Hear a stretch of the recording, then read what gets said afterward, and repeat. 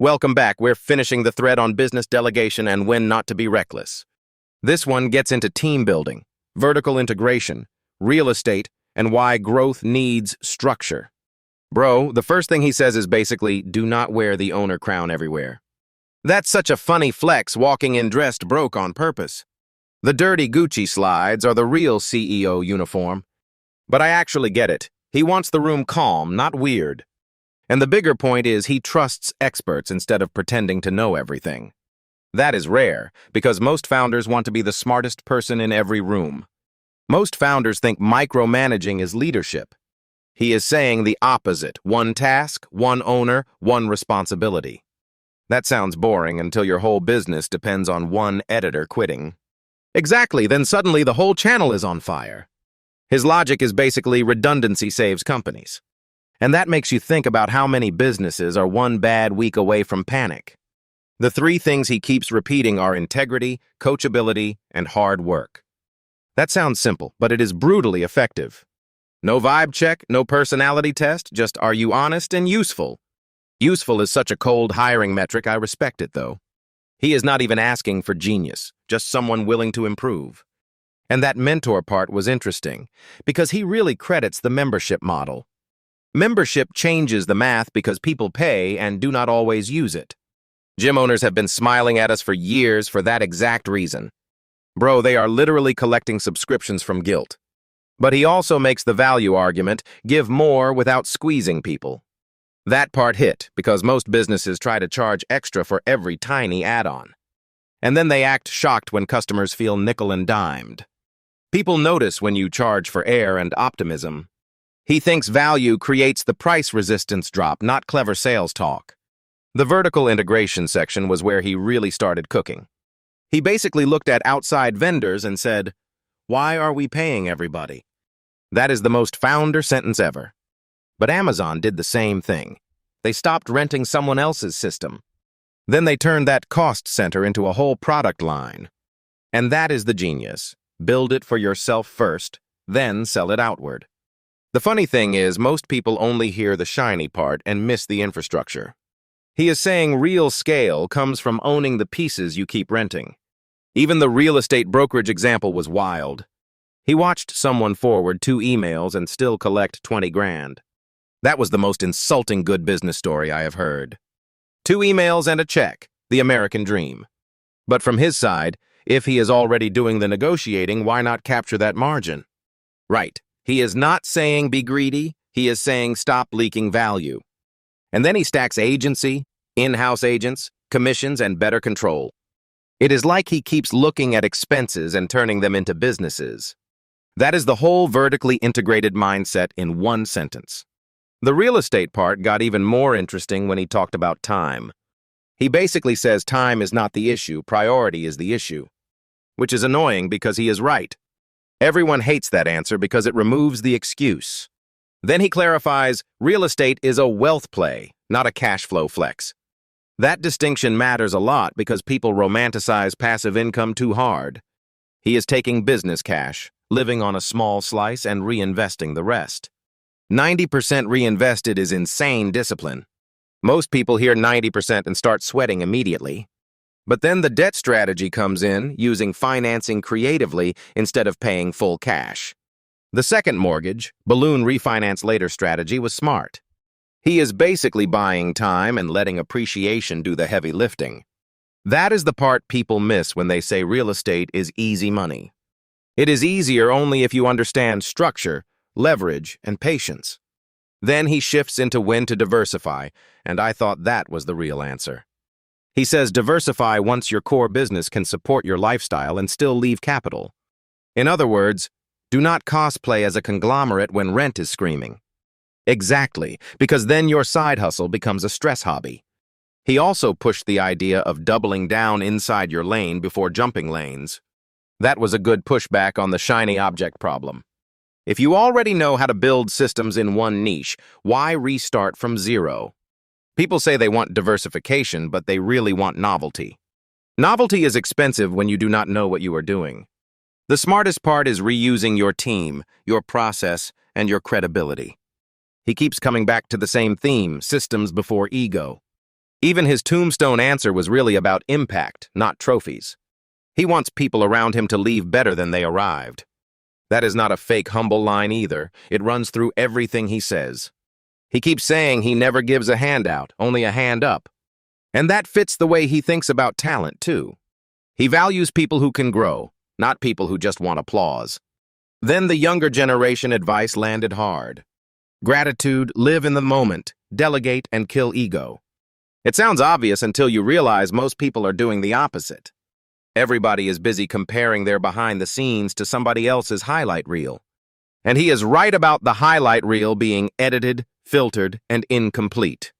The comparison trap is just another way people avoid building. He even admits he struggles with contentment, which was refreshing. That was the most human thing in the whole conversation. High achievers rarely feel done, they just keep moving the goalpost.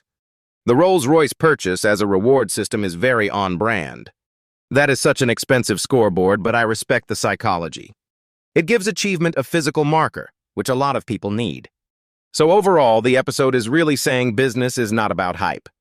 It is about structure, discipline, and choosing the right risks at the right time. And maybe wearing terrible clothes so nobody bothers you at work. Honestly, that might be the most advanced leadership lesson here. I love that he is not selling fantasy, he is selling a framework. And the framework is pretty simple, even if the execution is not. Build carefully, trust good people, and do not confuse speed with wisdom. That is a strong place to end this whole series. Shout out to everyone who stayed with us through both episodes. We came for business talk and somehow left with a philosophy lesson. That is the best kind of conversation, honestly. Appreciate you all, and we will catch you next time. Welcome back, because this one gets into the real stuff fast. He is basically saying business is not a personality contest. And that is annoyingly mature, which I respect. Because everybody online acts like quitting is automatically courage. Sometimes quitting is just bad math with better lighting. Bad math with better lighting is crazy but accurate. His point is that stability is not weakness if you have responsibility. If you have kids, a mortgage, real bills, the calculus changes. TikTok never tells you that because mortgages do not trend well. Man, mortgages are so unsexy they are practically invisible. But that is what I liked. He was not anti-risk. He was anti-stupid risk, which is a very different shirt to sell. And the team piece was huge because he kept saying one person cannot be everything. That part hits hard for founders who confuse control with competence. He trusts specialists, and honestly, that is the whole game. If someone is your expert and they are not better than you at that lane, why are they there? That line should be on every founder's wall and every bad employee's nightmare. He wants single-task excellence, not five-hat chaos. Which is funny because a lot of startups wear chaos like a badge. Yeah, people love saying, "We move fast," when they just move confused. That is the real startup hoodie slogan. But his argument makes sense at scale, because one missing person should not collapse everything. The business should survive the person, not depend on their mood. Exactly, and that is why he kept hammering delegation. Not as laziness, but as system design. Delegation as architecture sounds like something a rich person says, but he is right. The membership model part was smart too, because recurring revenue changes everything. He was basically saying predictability beats one-time wins. And people still underestimate how much businesses survive on habit, not hype. Exactly, the customer is not just buying a product, they are buying repeated convenience. And if only half of them use it, the model still works beautifully. That is a wild sentence when you say it out loud. It sounds almost immoral until you realize every gym has been doing it forever. His value-add idea was probably the cleanest growth principle in the conversation. Instead of charging extra for every little upgrade, he bundles value and wins trust. Which is rare because most people instinctively try to nickel and dime first. The moment somebody adds a basketball hoop, they start drafting a fee schedule. He went the opposite way and said, give more than expected and let that be the brand. That is why people walk in shocked at the price, because they feel the gap.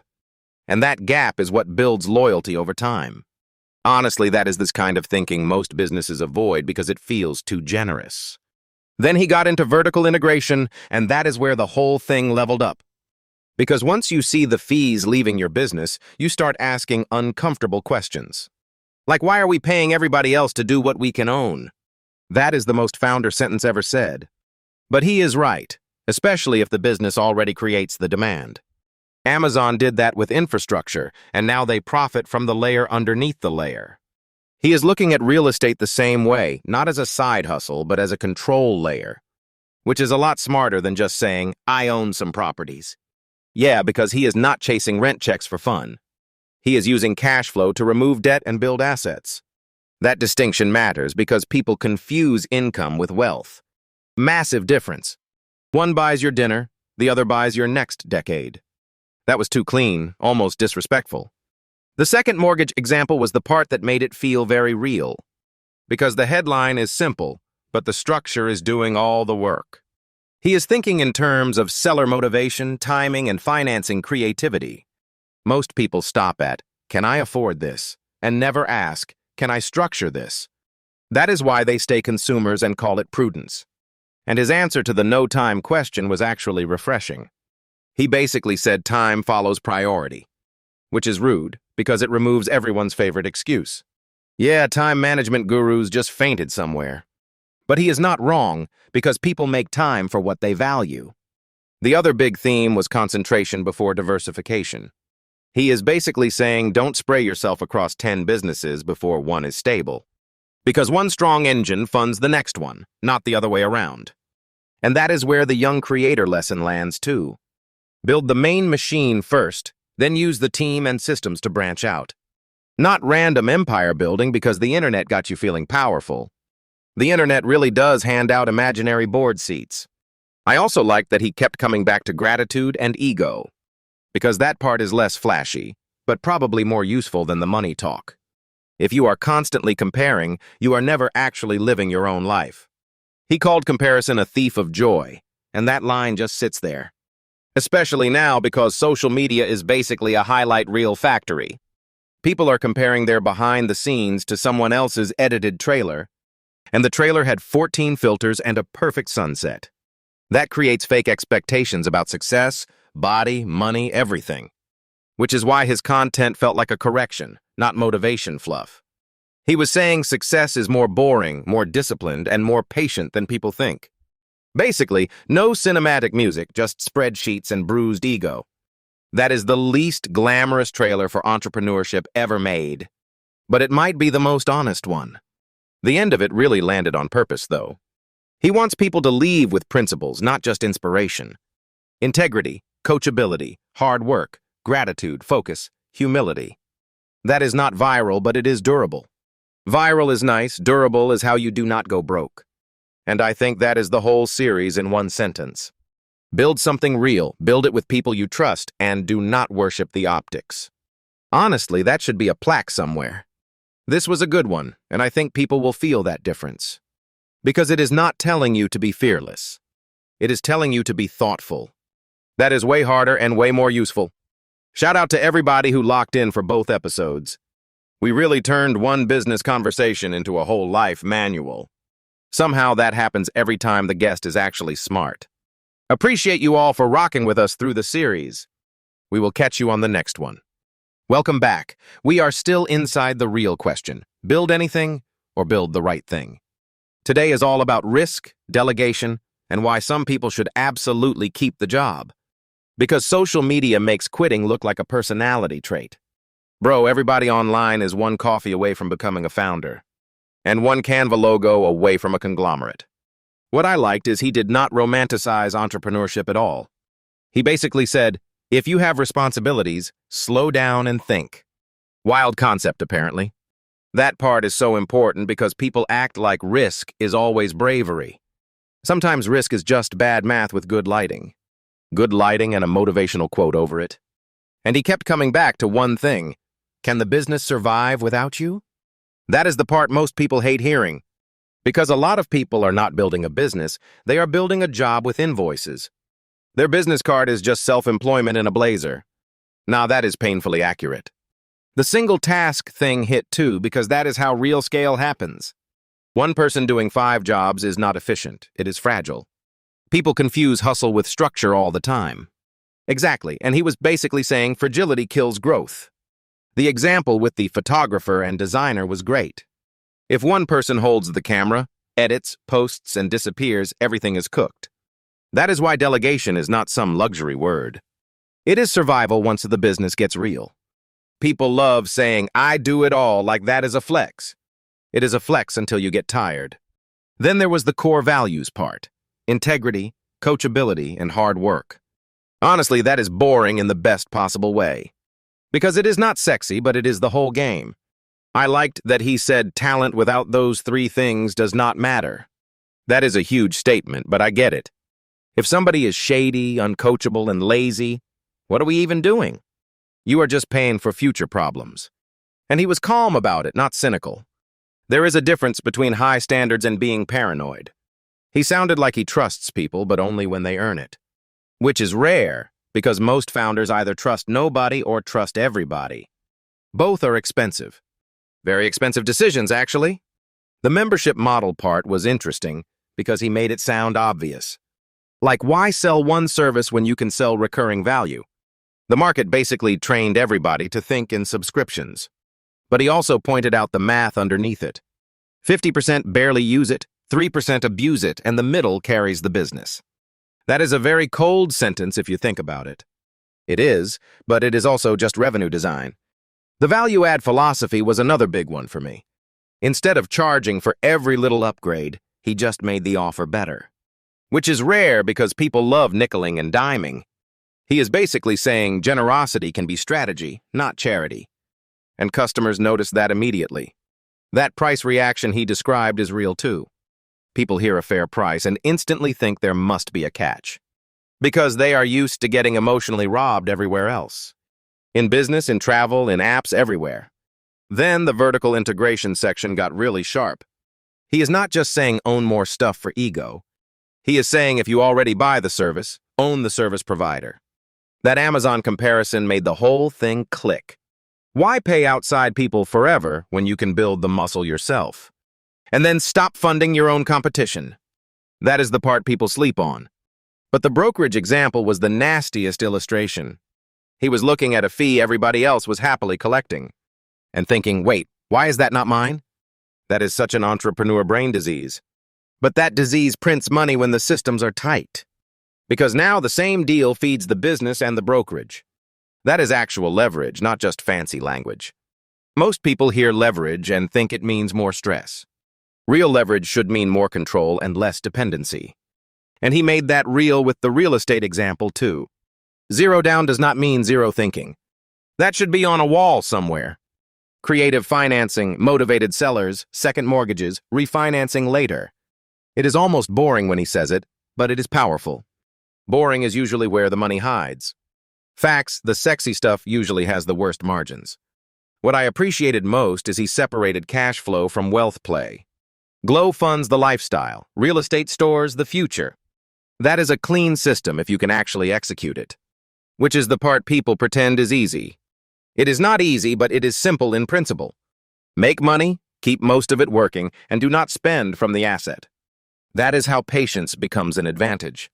Then the diversification question was maybe the best one of the whole episode. When do you expand without destroying what already works? His answer was basically after the base is stable and paid for. Not when you are still emotionally surviving month to month. That is where a lot of people get reckless. And I liked that he turned the question back toward our world. He was saying content creators should not randomly chase every industry.